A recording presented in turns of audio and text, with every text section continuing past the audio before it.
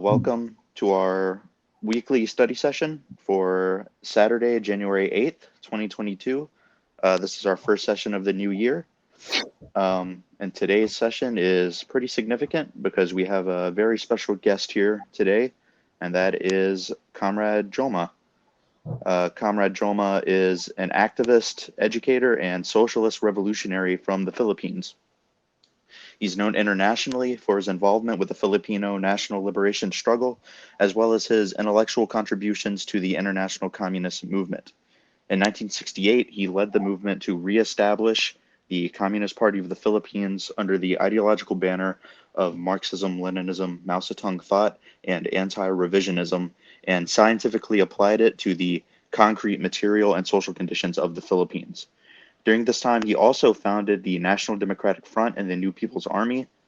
In 2001, Comrade Joma established the International League of People's Struggle, which is an organization of progressive activists which works to coordinate anti-imperialist social and political movements across the globe. Comrade Joma has also published a number of books, including Philippine Society and Revolution, Critique of Philippine Economy and Politics, The Struggle for National Democracy, and Basic Principles of Marxism-Leninism. He's one of the world's foremost intellectuals in the international struggle against capitalism and imperialism. He serves as an inspiration to young revolutionaries around the world, and we are honored to have him here as our guest today. As for us, we are a group of comrades who read, analyze, and discuss Marxist texts in order to develop our understanding of the various revolutionary liberation movements in the world today. We work to develop our understanding of both basic and more complex Marxist concepts through group study, criticism and self-criticism, and principled ideological struggle.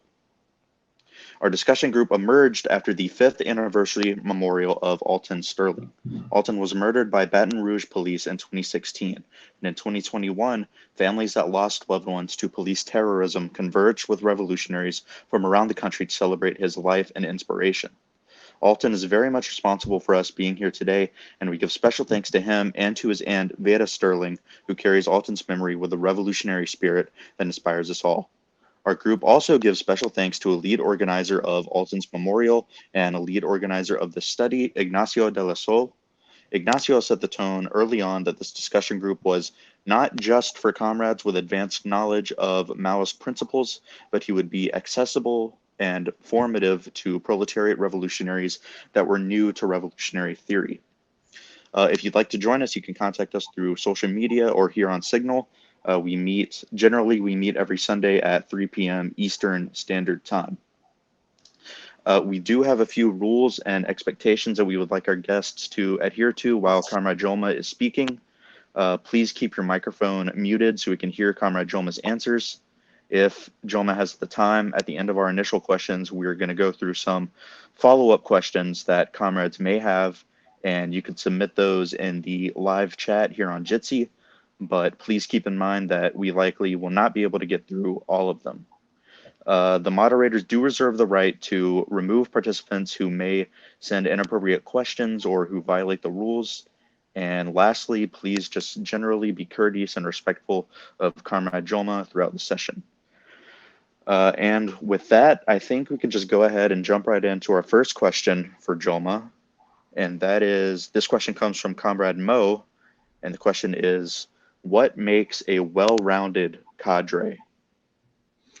A well-rounded cadre of the Communist Party must have revolutionary integrity and devotion to the cause of emancipating the proletariat and other exploited people, and have enough ideological, political, and organizational competence to belong to a leading organ or to be a leader of a collective at a certain level of the Communist Party and any other revolutionary force led by the Communist Party. In ideology, enough competence means knowing the basic principles and methods of the theory and practice of Marxism, Leninism, Maoism. In politics, it means knowing the general program of the party and how to arouse, organize, and mobilize the masses. In organization, it means knowing the principle of democratic centralism and how to apply it. Thank you, Comrade. Our second question, which also comes from Comrade Mo, is what are the limitations of the United Front and what are the positives of building United Front work? Think of the United Front as an instrument of expansion rather than as a concept or rule of limitations. If you compare the scopes and sizes of the three magic weapons of the People's War, the Communist Party as the advanced political detachment of the proletariat is the smallest because the ideological, political, and organizational development of cadres and members is required. The People's Army tends to be larger than the Communist Party because the minimum requirement for membership is lower, and the United Front tends to have the largest mass following under the various forces that are allied or coalesced. The United Front is the instrument of the Communist Party for reaching the broad masses of the people in their millions in the quickest way possible. It is used to form the basic alliance of the organizations of workers and peasants, winning over the organized middle social strata and taking advantage of the splits among the reactionaries in order to isolate, weaken, and destroy um, the most the current enemy. The United Front puts together the organized forces as well as influences the masses that are not yet organized. There is the United Front for Legal Struggle, which is for the purpose of building the alliance of the legal anti-imperialist and democratic forces. And there is the United Front for Armed Struggle, which is for the purpose of building the alliance of the various forces to fight and overthrow the enemy, which may be the reactionary ruling system in the Civil War or a foreign aggressor in a war of national liberation. Thank you, Comrade. Our next question asks, what are Comrade Joma's thoughts on which classes will be part of the masses in an imperialist country compared to semi-feudal and semi-colonial countries? In what you can observe now in the imperialist countries or most developed capitalist countries, the blue collar and white collar members of the industrial proletariat constitute the largest mass. The farm workers and the rich farmers are far smaller in number than the industrial proletariat. The urban petty bourgeoisie and middle bourgeoisie are conspicuous, but are far less in number than the industrial proletariat. In the countryside of the industrial capitalist countries, there is no great mass of poor peasants as in feudal and semi feudal countries, but there are some rich farmers who cultivate their own land and farm workers hired by agri corporations. The rural population has become a small part of the national population, often no more than 25%. Agriculture has the least share of national employment, 5% or even less. And of course, the monopoly bourgeoisie is the smallest class in an imperialist country, but is the ruling class and is the wealthiest and extracts surplus value from the workers. Thank you for that answer, Comrade. Our next question asks, what keeps the Filipino revolutionaries continuing to fight despite heavy losses and gains?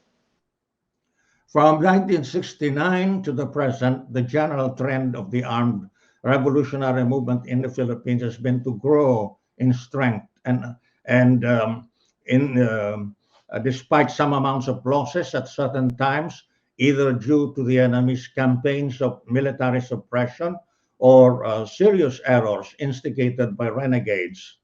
Despite the lack of cross-border advantages due to the Philippines being an archipelagic country, the CPP and NPA have done very well in self-reliantly carrying out the strategy and tactics of people's war and waging guerrilla tactical offensives against the weakest points of the enemy and thereby accumulating armed strength as well as political strength. The Filipino revolutionaries keep on fighting because they have a just cause in the struggle for national and social liberation against imperialism, feudalism, and bureaucrat capitalism. They are led by the proletariat, which is the most productive and progressive class, and are guided by the theory of Marxism, Leninism, Maoism. They carry out the People's Democratic Revolution through the strategic line of protracted People's War.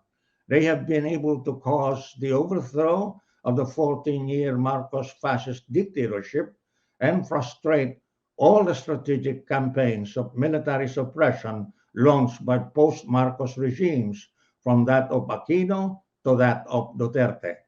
The CPP started with 100 cadres and members in 1968, and now these number 150,000 nationwide and are deeply rooted among the toiling masses of workers and peasants. The NPA started with only 9 automatic rifles and 26 inferior firearms in Tarlac province in 1969 and is now in the thousands in more than 110 guerrilla fronts in 74 provinces out of the 81 Philippine provinces. The revolutionary mass organizations and the local organs of red political power encompass millions of people. The enemy grossly underestimates the size of the NPS being only around 4,000 at the most, and belittles even more the tens of thousands of members of the People's Militia and the hundreds of thousands in the self-defense corps of the revolutionary mass organizations.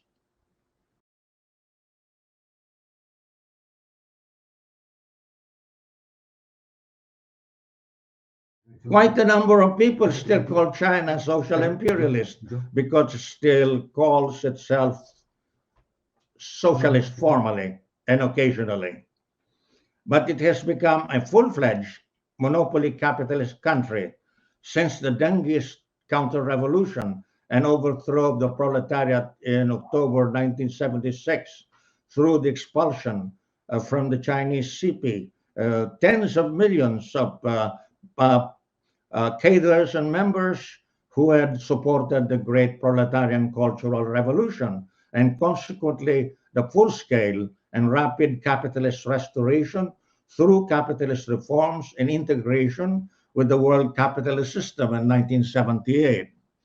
In more than 4 decades of collaboration with US imperialism in carrying out the neoliberal policy of imperialist globalization, China has become an imperialist power with the monopoly bourgeoisie dominant in both state and private sectors, and has reached the point of becoming the chief economic competitor and political rival of the US for world hegemony. The US has accused China of manipulating trade and financial policy and stealing technology from US companies and research institutes and has decided to decouple from China in a belated attempt to weaken it economically, politically, and militarily. China has flagrantly acted as an imperialist power towards the Philippines and the Filipino people by taking over maritime features in the West Philippine Sea, building artificial islands and turning them into military bases in violation of the sovereign and maritime rights of the Philippines, the UN Convention on the Law of the Sea, and the 2016 judgment of the Permanent Arbitration Court in favor of the Philippines against China. So that's how Chinese imperialism concretely impacts on the Philippines. In its imperialist interest, China has prevented the Philippines from availing of the rich mineral and marine resources worth many trillions of dollars in its own exclusive economic zone and extended continental shelf. Filipino fishermen are often prevented from fishing in the West Philippine Sea, and the Filipino people are deprived of a large part of their seafood requirement. Thank you for answering that question, Comrade. Moving on to our next set of questions here. Why is it important for the party to take a hard line stance on anti revisionism? It is important for the CPP and all genuine Marxist-Leninist parties to take a resolute stand against modern revisionism because it is a bourgeois ideology masquerading as socialist. The Great October Socialist Revolution was successful because Leninism exposed and defeated the influence of the classical revisionism of the Second International. After the death of Stalin, who built Soviet socialism and directed the defeat of Nazi Germany and world fascism, the Soviet leaders from Khrushchev through Brezhnev to Gorbachev and Yeltsin from 1956 to 1991 carried out modern revisionism to undermine and destroy socialism. Subsequently, modern revisionism also prevailed against socialism in China. We have seen how in former socialist countries, modern revisionism has succeeded in undermining and then destroying socialism. But modern revisionism is also a subversive bourgeois ideology against the communist parties, still waging a revolutionary struggle to seize political power from the bourgeoisie and other exploiting classes. It preaches the line that socialism is achievable through the peaceful and parliamentary road and that it can prevail over capitalism through peaceful economic competition. It seeks to mislead the proletariat and people from taking the revolutionary road of anti imperialist and class struggle for socialism. No communist party that is polluted and misled by modern revisionism can seize political power from the bourgeoisie and establish socialism. And if a communist party has already established socialism in any country, it must be vigilant and resolute against the danger of modern revisionism. Lenin pointed out that after the defeat of the bourgeoisie, it multiplies its resistance 10,000 fold, and that it takes a whole historical epoch to build socialism in transition to communism. During the Great Proletarian Cultural Revolution, Mao emphasized that classes and class struggle persist within socialist society, and the proletariat must be vigilant and determined to complete its victory over the bourgeoisie. The two-line struggle continues in socialist society. Thank you, Comrade. Our next question is, what forms might a left deviation take within the context of the party's political line? In relation to the correct political program and strategy and tactics already set by the party on the basis of the concrete analysis of concrete conditions in a country, left opportunism or left deviation can arise when some party cadres and members fail to understand the balance of forces between the revolution and the enemy, overestimate the strength of the revolution and that of the enemy, and um, and undertake rash and premature actions that seriously damage the revolution instead of advancing it. The adventurist or putschist mentality comes from petty bourgeois subjectivism and lack of discipline. In very simple terms, the the the adventurists try to make the offensive before the masses are ready to carry out the offensive. Uh, for instance, in the experience of the Communist Party of the Philippines and the Philippine Revolution, a central cadre by the name of Ricardo Reyes was influenced by Trotskyism and the claims of Marcos that the Philippines had become an industrial capitalist country under his rule. Reyes spread in 1980 the subjectivist view of the Philippine economy that it was no longer semi-feudal but already industrial capitalist. This view encouraged right opportunism among some cadres in the United Front, who argued that people's war must be scaled down and that legal struggle must be scaled up. And to attract more people to the United Front, the leadership of the proletariat must be kicked out and give a bigger role to the bourgeois anti-Marcos resistance. No, but the worst consequence of the subjectivist view was the generation of various types of left opportunism from 1981 onwards. The worst of left opportunism went by the name of red area and white area strategy in Mindanao.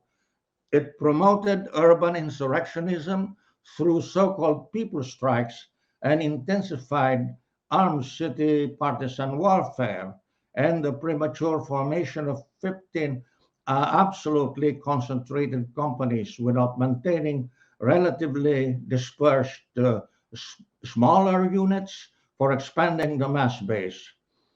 At first, the first 3 to 5 NPA companies were successful in tactical offensives, but after the fifth company, the NPA companies could be easily spotted and isolated and drawn to decisive engagements by the enemy. And there was never any urban insurrection occurring, but the intensified actions of the armed city partisans trying to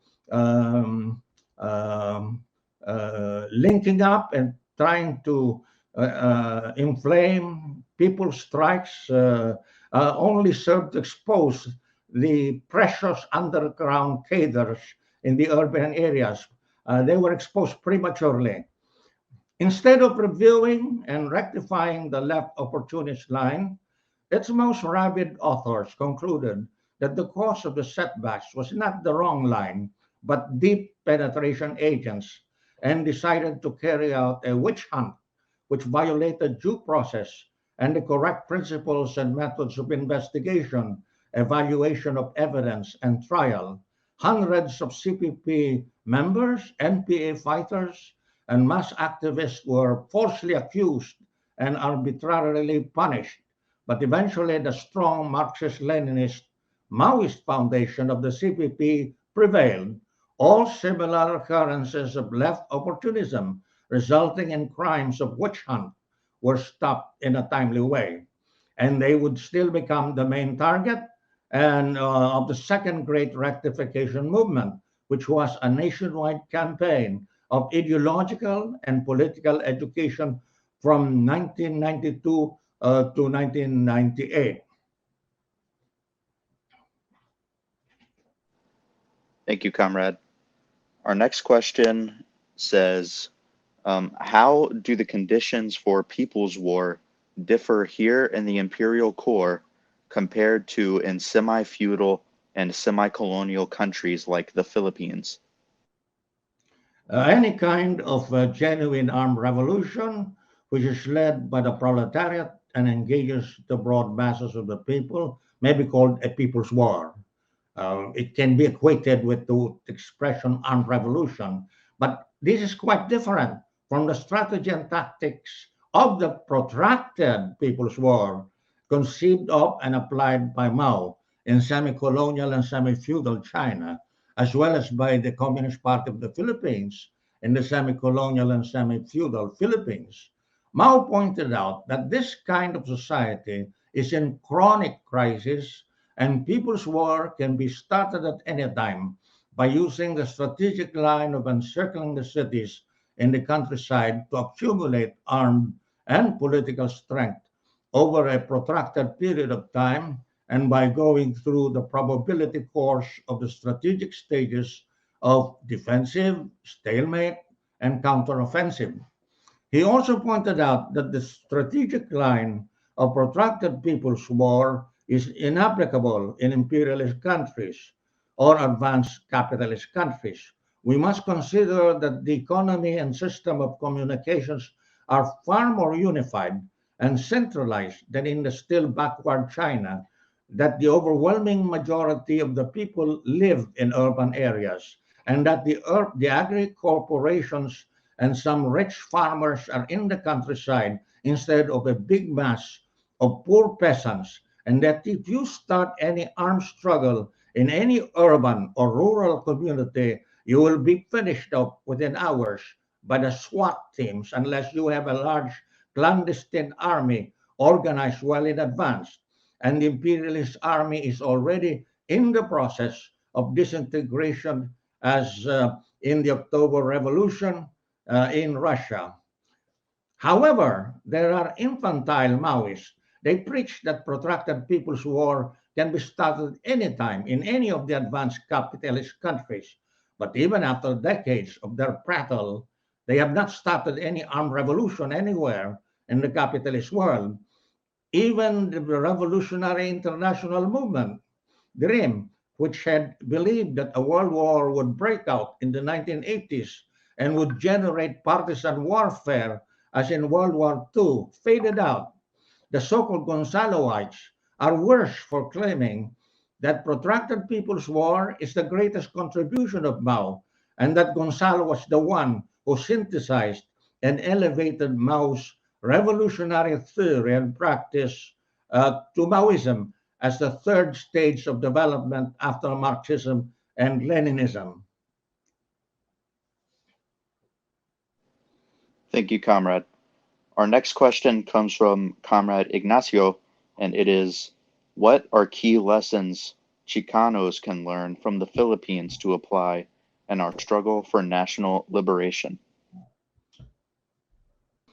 It is unfortunate that by launching a war of aggression against Mexico, the US was able to obtain in exchange for 15 million US dollars under the Treaty of Guadalupe Hidalgo, more than 500,000 square miles, or 1,300,000 square kilometers of land from Mexico, and expanded U.S. territory by about one third.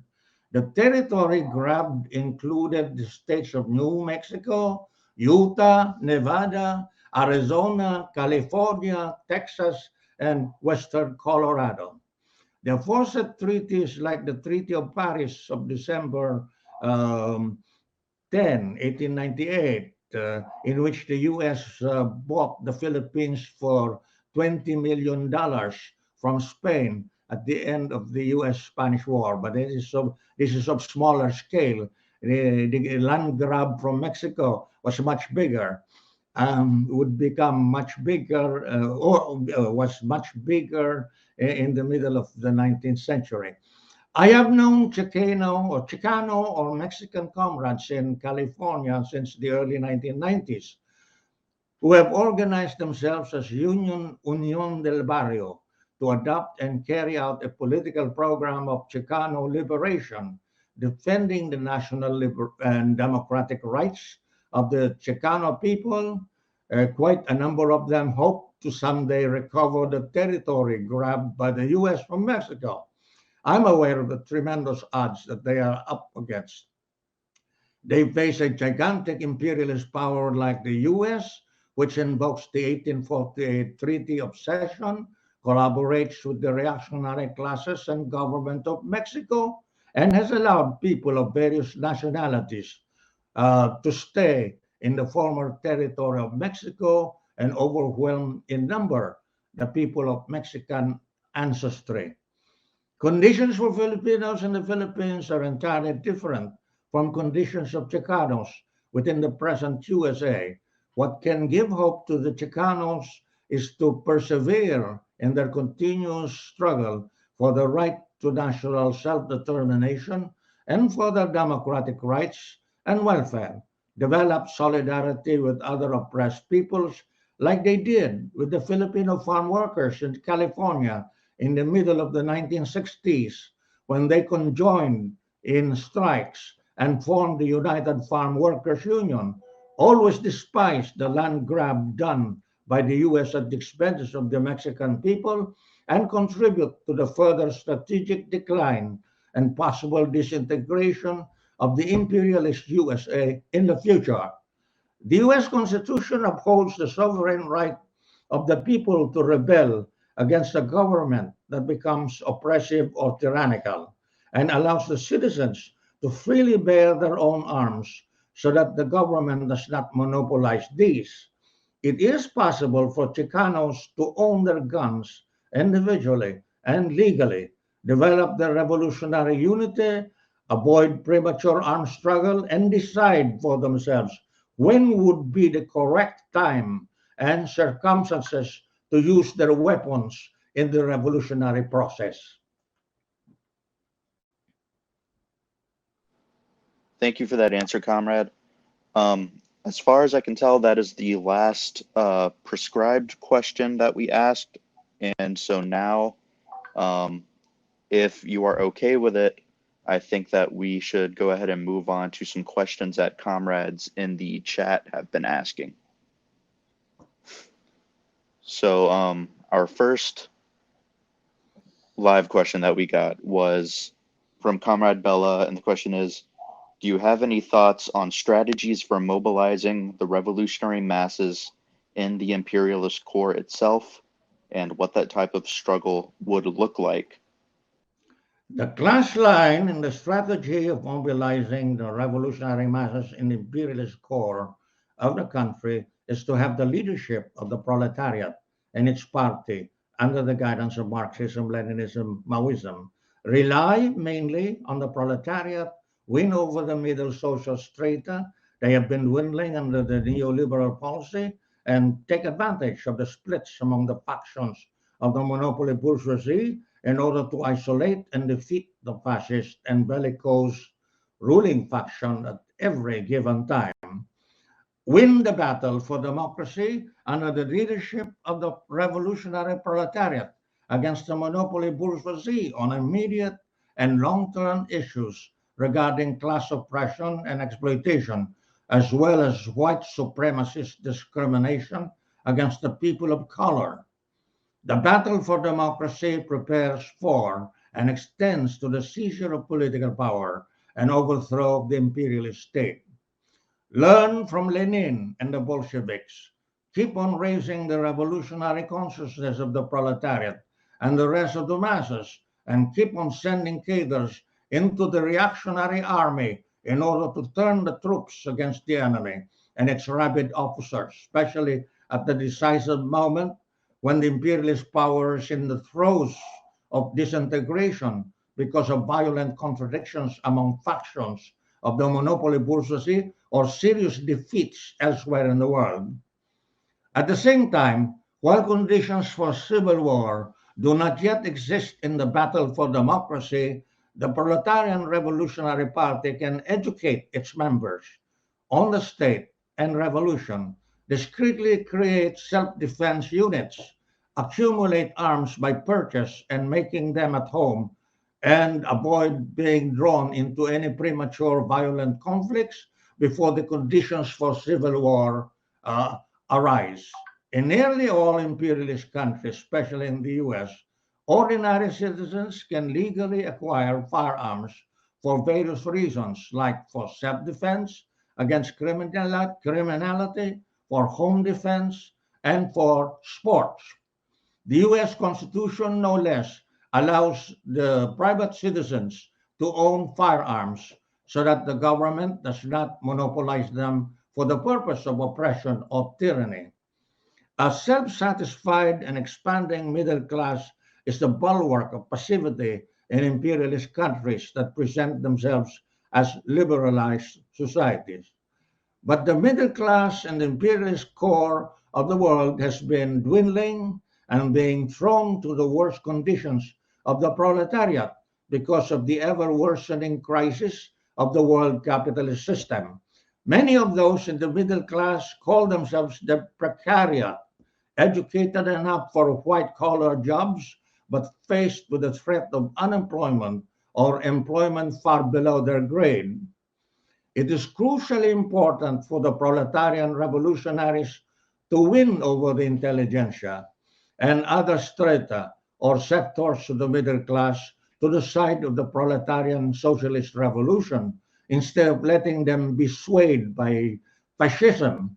The Communist Party needs progressive allies from the middle class, ranging in character from the anti-imperialist and anti-fascist left liberals to those who are close to being recruited as proletarian revolutionaries. To be able to run effectively the future socialist society, it will be necessary to re-educate the middle strata of the capitalist system and avail of their various competencies. Thank you, Comrade. Our next question comes from Comrade Pacomio, and they ask, Lenin and others have argued that the super profits generated from imperialism can be redistributed to some working classes of the imperialist nation, creating a bourgeoisified proletariat. In your experience and struggle, has this thesis held? What are the implications of this and how might it be overcome? It is not true that the working class, there is an exaggerated view of the so-called third worldist in the US that the entire American working class is labor aristocracy. I've always disagreed with that viewpoint because there is always the crisis of overproduction afflicting the US capitalist system. And you see, when they had this problem of stagflation, and they could not solve it either by stimulating the economy or by reducing or by using the interest rates to control expansion. Well, they could not solve the problem because the problem was that those capitalist countries devastated in World War II, like in Europe and Western Europe and in Japan, they had already recovered. So the old problem of the crisis of overproduction since the time of Marx was afflicting the system. So what did the US do? It adopted the damned policy of neoliberalism. The neoliberalism is the complete opposite of the classical liberal theory. At least Adam Smith recognized that material values come from the labor power of the working class. But, neoliberalism denies that, no? It means neoliberalism, the basic proposition neoliberalism is that the bourgeoisie must have as much capital as it should have, supposedly, in order to create the jobs, and grow the economy. And then, so what does neoliberalism do? Provide all possible capital in the hands of the bourgeoisie, cut back on taxes on the bourgeoisie, liberalize investments and trade, privatize profitable public assets, and denationalize economies outside of the capitalist countries, so on and so forth. So what do you have now? You have a few billionaires in control of 60% of the economy. So the capitalist system has become more rotten. And the so-called middle class, well, which the US used to boast of, from after the war to the middle of the 70s, it has dwindled. It has dwindled. You have a dwindling middle class, and of course, the proletariat has expanded, and unemployment has hit the proletariat. So it is not true that what the super profits that the bourgeoisie would earn would be redistributed to the proletariat, and that would create a bourgeoisified proletariat or even a labor aristocracy. Right now, you have a working class that is very much oppressed, exploited, disadvantaged. And yet, because of revisionism, you can trace to the revisionism in the Soviet Union down to the dominance of revisionist parties in the US and in Europe, continuing to weaken the proletariat. So you really need a communist party that is guided by Marxism, Leninism, Maoism, capable of criticizing not only capitalism itself, but how revisionism is used to disarm the proletariat and give them false illusions. At the moment, the working class parties or the communist parties in Europe and in the US and other advanced capitalist countries are weak, and they have become susceptible to the propaganda of the monopoly bourgeoisie exactly at this time that they're suffering so much. And even the so-called neo-fascist groups have been promoted and financed in advance by the big bourgeoisie to continue having the initiative over the revolutionary proletariat. So there are conditions now to develop the revolutionary proletariat under Marxist, Leninist, Maoist parties. So there's that tough job to be performed by the Maoist parties. And this notion that super profits made by the billionaires of the world capitalism will be redistributed, that's a silly idea, outrightly obvious, which must be debunked. And it also shows these wrong ideas also indicate that there's a lot of work to do in order to revolutionize the consciousness and activity of the proletariat. Thank you, Comrade.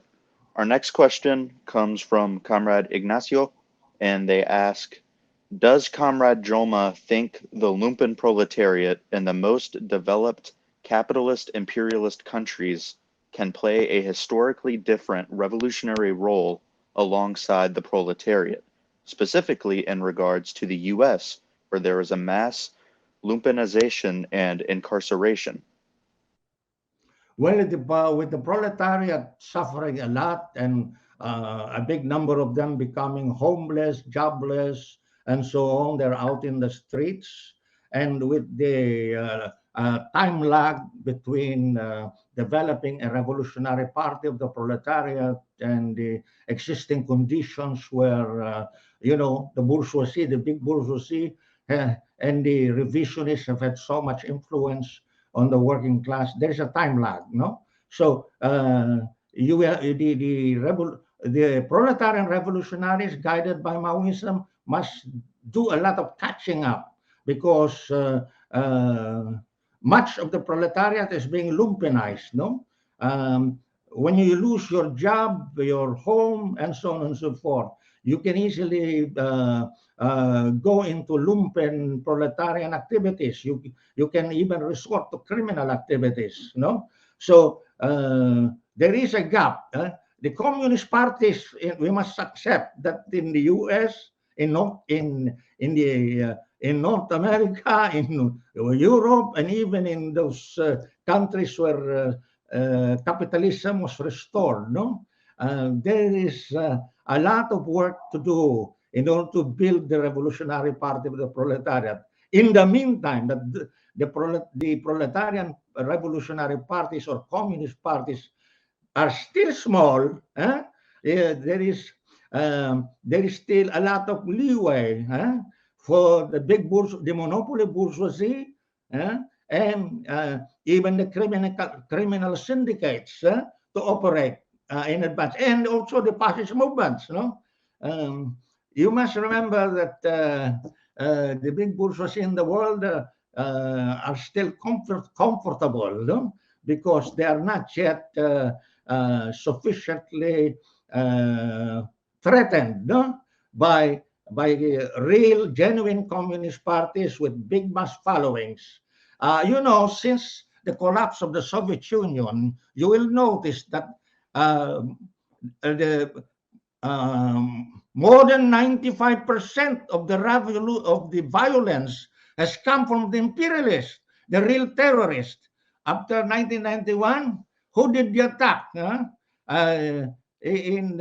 Iraq? And then after the 9/11, the United States and its allies were monopolizing all the violence. The revolutionary movements in India and the Philippines uh, and Colombia, and for a while in Peru in the 1980s.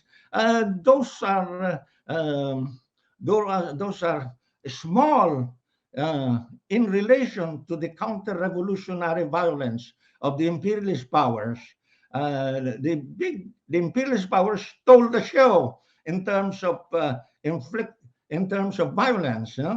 Um, uh, think of the endless wars launched by the U.S., especially since after 9/11. So you must consider this, that uh, there is a lot of work to be done by proletarian revolutionaries in order to catch up. The conditions are there, and we have seen the series of uh, actions, policies, and actions taken by the imperialists. And so far, they have been failing, but the revolutionary movement has still to do a lot of catching up. The classic anti-communism of so-called uh, free enterprise capitalism just after the war. So that was gone. It was replaced by, it was added to it was neo-colonialism in order to extract super profits from the former colonies and from the semi-colonies. And then that would be followed by neoliberalism, coinciding with revisionism in the big socialist countries, which proved to be successful in destroying the power of the proletariat. Then after that, neoliberalism. Neoliberalism has been running for the last 4 decades. And it looked like it was very successful for the imperialists, but it has begun to unravel, to fail. So this is now the correct time for the proletarian revolutionaries who follow Marxism, Leninism, Maoism to do their best in order to catch up, because the conditions of oppression and exploitation are crying out for revolution. And the people are strongly desirous of revolution because they suffer a lot from the worsening conditions of the capitalist, the crisis of the world capitalist system, and the escalation of oppression and exploitation. Thank you, Comrade. Our next question is Comrade Joma familiar with Huey Newton's ideas of intercommunalism? And if so, what are his thoughts? Yes, I'm sufficiently acquainted with the ideas of Newton, and intercommunalism is a good idea in that, you have the solidarity of various communities, and there is a reliance on the capabilities of those communities and on their cooperation in order to build a revolutionary force to challenge the ruling system. So I would agree with these ideas. No, I may not agree with the Black Panthers showing off too much what firepower they had. No, it was heroic to to show their determination to use firepower against the ruling system. But you have a reactionary force like in the U.S. you have a reactionary force like this one, the opposite the revolutionary blacks, this Nation of Islam, no? They have been quite clever in accumulating arms in the name of community self-defense. Huh? So they are reactionaries, but they know how to use the U.S. Constitution, the legalities in order to justify the bearing, the holding of arms. In the Philippines, aside from before the New People's Army was founded, the proletarian revolutionaries who were determined to build, rebuild the Communist Party, did two things in order to bring about an armed strength. Well, one was to develop relations with the remnants, with the good remnants of the Old People's Army. The Old People's Army that started with the army against Japan. There were these remnant groups interlocked. At the same time, the proletarian revolutionaries based in Manila on their own stole arms from armories and bought arms from these makers of homemakers of weapons, of firearms, the Paltik. So there were 36 or so, or even more, a little bit more firearms when the NPA was formed. No, and not all those firearms acquired by purchases and by stealing from armories are actually included in the figure of 35 firearms, 9 plus 26. There were more, a bit more. I'm telling you that you cannot suddenly have an army. It takes an army to beat the imperialist army, and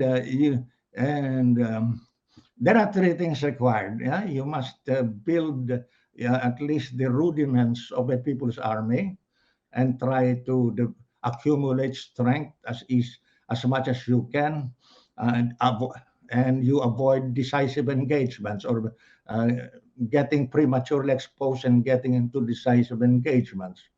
Then the time will come when you will have to inflict defeats of the enemy. And then third, the imperialist army must disintegrate. And like the Bolsheviks did, you must send in cadres so that they become your long-term agents for disintegration the imperialist army. The Red Army was practically came from the Tsarist army, because the Bolsheviks were good at penetrating the imperialist army. When the rulers of Russia could no longer feed and clothe their troops, there were the Bolshevik cadres to form the revolutionary councils within the reactionary army. So even in the Philippine struggle, don't be surprised if there are prominent officers of the reactionary army known to side with the New People's Army when they become exposed, or they voluntarily proclaim themselves as supported of the NPA. Remember, General Harke Huh? General Harke was an important general of the reactionary army, but he turned against the reactionary army. And there are very prominent um, former military officers like Colonel Dante Simbulan and and then of course you have Navy Captain Danilo Bismanos. So do not underestimate the value of uh, of doing work within the reactionary army. So anyway, that is straying already about how to rely on communities and um, and in the combination of communities. You know, I made a statement a while ago that you have to be careful about starting any armed clash anywhere because the SWAT is ready to SWAT you and to SWAT a small armed group in just a matter of minutes or a few hours. No? But you know, you will observe that there had been protracted armed struggles in Ireland and in the Basque area. That's because the community there is a continuous community, uh, um, but in mixed up areas um, where it would take more revolutionary mass work and more time to do it, uh, you cannot escape the burden of real hard work in mass work in communities. Okay, I suppose uh, I have done my best to answer the question. Yes, that was a great answer. Thank you, Comrade. Our next question comes from Comrade Ernesto, and they ask, how can Chicanos and the Imperialist Corps develop greater solidarity with our Filipino comrades and others worldwide in the struggle to overthrow imperialism? You know, there is already a big number of Filipinos and other Asians in the territories grabbed from Mexico, and so from my personal knowledge, I know that there are various communities, cities. There are cities where there are large communities of Filipinos and Chicanos. For instance, San Diego, you know, Filipinos, and you know, Filipinos in San Diego are often associated with the U.S. Armed Forces. You know, that's the biggest employer, and so you know, and they are not satisfied with with U.S. imperialism, even if they they can easily find common cause. And then, of course, as I have pointed out, the farm workers, uh, Filipinos and Chicanos combined in the um, from the mid 1960s. The United Farm Workers Organization is still the biggest, and it's an association of Chicanos and Filipinos. So I think the Chicano comrades can do a lot to um, can do have a lot to do in order uh, in order to expand and consolidate the relations of the Chicanos and Filipinos. And mind you, um, uh, there are um, there are uh, Filipino communities starting from earlier centuries. You know, the Spanish colonialists used to have Filipino rowers in the galleons, no? And many of these Filipinos would escape, no? And they would form communities or become absorbed by Mexican and Indian communities. So there are Filipinos um, in California and parts of Nevada and Texas uh, who have been in the United States since uh, as early as the 18th century.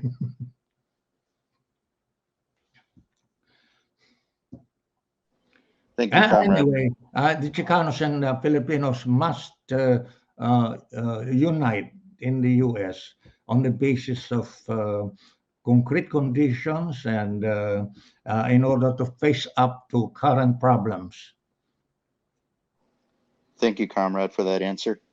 Our next question comes from Comrade Mo. For comrades who come from the diasporas of oppressed nations globally who are far away from their homeland, what type of struggles do the diasporas of these oppressed nations and the diasporas do to uplift their people's struggles back home? Well, I think for what we um, Filipinos do is to urge uh, Filipinos in the diaspora to um, uh, raise their consciousness, get organized and mobilized in order to uphold, defend, and promote their rights and welfare. No, but at the same time, they should link up with the host people and other migrant people.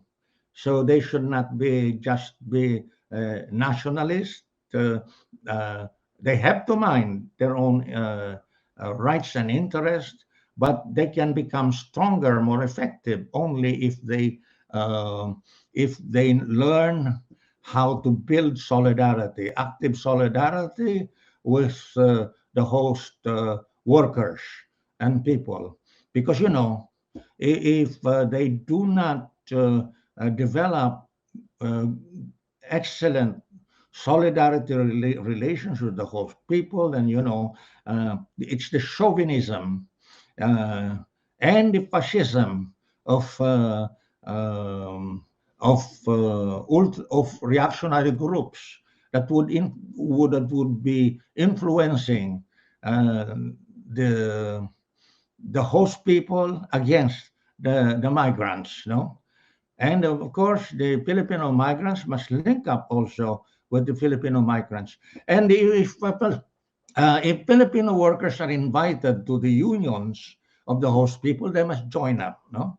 And um, so that they develop strong links um, with the host workers and the host people.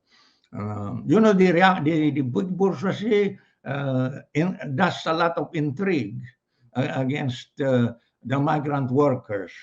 The host workers are told, "Oh, your jobs are being taken away by these foreigners." Well, in the first place, the bourgeoisie, uh, the big bourgeoisie in the developed countries has made it a point to get migrant workers in order to take the place of their loss of colonies. Um, and by attracting workers to migrate to the home grounds of monopoly capitalism. So that takes the place of the old colonialism, no? Um, and it's really important for Filipinos, comrades in the diasporas from the oppressed nations to be conscious of their distinct nationality. And then at the same time, they must be able to have anti-imperialist solidarity, and proletarian internationalism, this, inspiring their relations with the host of the workers and other migrants in the host country. So, and there may be second, third, and further generations of Filipinos uh, who can opt to become citizens if of the host country, if the laws of the host country would allow. So, but then they should never, these children of the original uh, migrants in the earlier diaspora should not forget uh, about the homeland of their parents, and they should share with their parents the desire to be of help to the revolutionary movement in the countries they had come from. Thank you, Comrade. Our next question is, our study group is about to finish a reading of Araling Activista. Are there any texts that have had a strong influence on your political understanding that you would recommend for a study group such as ours? And what is the role of group study in a revolutionary organization? Well, I congratulate your study group for being about to finish uh, Araling Activista, and you yourself, I presume, have already a high degree of understanding the importance of having this Araling Activista, and uh, so you have an idea uh, of how to improve how the study group is conducted. You have the text um, that have given you some amount of mooring. Um, they serve as a kind of anchor, and you will know exactly how to improve on such texts or improve the selection of such texts. Um, the role of group study is very important, you see, especially when you are trying to build a party, a revolutionary party that is under conditions where any embryo or any beginning of such a party is still small and weak. So the best way for you to have quality members would have to have study groups, because let's learn from Lenin. What did he say? Without revolutionary theory, there can be no revolutionary movement. So the study group is an instrument for bringing about revolutionary theory as a necessary element in the building of a revolutionary organization, party, or movement. No? So um, we did the same thing in the Philippines. It was through study circles or study groups. The same thing. That was done in Russia in the time of Lenin. In the building of the Bolshevik Party, they used the study circles. So that was also the case in China. Study circles or study groups. That's the only way you can. You cannot have the big thing. And even when you have the big thing, like a strong revolutionary party ready to topple the ruling system, you must have the you must have the particles and the molecules to begin with. No, you must have the embryos through the study groups and study circles. Thank you for that answer, Comrade. Our next question comes from Comrade Cougar, who asks, where does your strength and determination come from? How do you remain so vigilantly dedicated to the revolution, even through the oppression you have endured? Is it a love for the people that gives you strength? You can call it a love for the people, or a love for the just cause. Love for the people and having the just cause. Because when you mention cause, then you are required to do something about it. No? Because if you end up with just love, it can only end up as a sentiment. But when you speak of a cause for the love of the people, then you are required to do very concrete things in order to bring about revolutionary change. No? So you don't just have a desire, a love for the people, and you don't just have a cause. You have to, but when you mention a cause, then you know that you have the people to rely on and the means to be able to develop the instruments for advancing the people's revolutionary struggle and for seizing political power from the bourgeoisie. In my case, it's true. The love for the people uh, and the recognition of the just cause and the joy, including the hardship of developing the means to advance the revolution and defeat the enemy. The challenge is also important. No? If you are not challenged, love is good. It's a kind of giving, recognizing something that you can give to the people, but it can just be a desire. No? Then recognition of the just cause is you begin to think of what people and what forces and what means you can devise. But the challenge drives you. It drives you every day. Uh, that's what Lenin observed of Stalin, no? That guy really, Lenin himself spent every minute of his life thinking of revolution. But when he met Stalin, he also noticed the same characteristic, always thinking of how to advance the revolution. they, if you are not challenged, you might as well become, you will tend to become passive, no? Let things be. No? When you are challenged, you're always finding a way how to advance things. Okay. Thank you, comrade. Um, and with that, we seem to be approaching about 90 minutes. So we want to take this opportunity to ask our final question from all of us. Dear Comrade Joma, are there any last words of wisdom for us as a study group? Well, my last word would be I hope that I have um, contributed to you some bit of enlightenment through our exchange. And the question I also learned from the questions because they show your interest, your level of consciousness, and your determination to advance your work. No?